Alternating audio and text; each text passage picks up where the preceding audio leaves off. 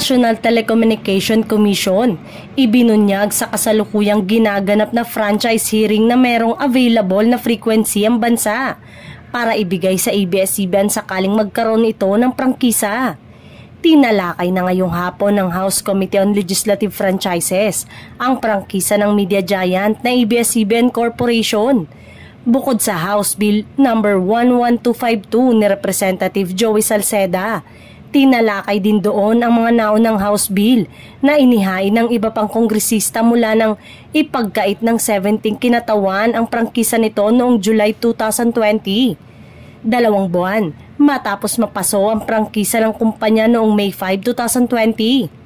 Sa panayam ni Ms. Karen Davila sa programang Head Start ng ANC kahapon, bukod sa pagkumpirma niya ng pagkakaroon ng pagdinig ukol sa prangkisa ng kumpanya, nabanggit rin ng chairman ng naturang komite na si Parañaque City 2nd District Representative Gus Tambunting na walang bisa ang franchise renewal kung walang frequency o channel.